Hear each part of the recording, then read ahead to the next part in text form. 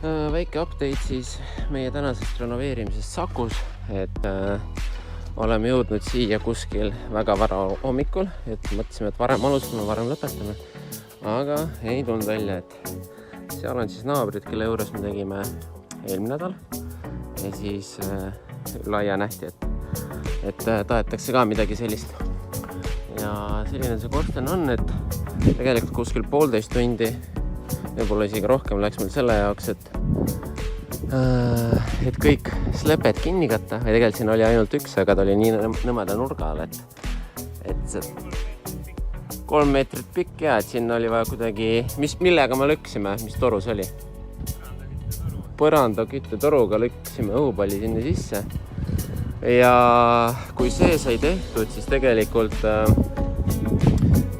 siin on ilusti näha, et praegu peaks olema vist 3 kotti ja 3 kotitäit puhast pigi, et seda võib isegi asfaldiks, siin on juba midagi muud ka sees, puhast pigi, et siin on võib-olla isegi ilusam eksemplaar olemas, täiesti süsimust ja siuke ta näeb välja ja ta oli umbes siuke, ütleme meeter kindlasti oli täiesti umbes, ehk siis lõõr oli, sealt ei olnudki mitte midagi teha.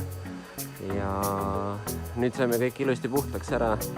Nüüd Janno istub sinna segu peale, tõstame üles, et saame kohe ülevalt ka mingid kahatesid äkki. No.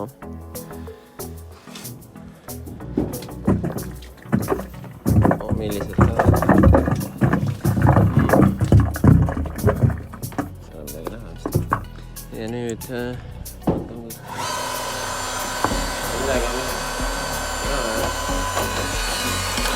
tõuseb see niimoodi üles ära ja saame siis naabrite korsten, nagu räägitud sai. Nii siis töö on tehtud saanud ja oleme asjad ilusti ära pakkinud või tähendab ära koristanud. Praegu Janno pakib neid, et naabritel on ka väga hea olla, et sees sai ilusti kõik ära pitseldatud lõõr või vähemalt seal puhastusluugi juurest. Üleval on ka kõik väga ilus. Vaatame, kuidas välja näeb, ma ei tea, siin valgust on piisavalt, aga täitsa okei näeb välja, et siia läheb uus korstnamüts ka, et see on praegu Viljandis valmis saanud, aga me ei ole vahepeal Viljandisse jõudnud ja keegi ei saa meile ära tuua seda. Seega järgmine kord, kui tuleme Sakusse või Tallinna poole, siis astume läbi ja teeme selle ilusti ära. Ja mis seal ikka, siin on paar korstent veel, mida me varsti ilmselt tuleme tegema, nii et sellise ilmaga väljas olla on ikka puhas rõõm.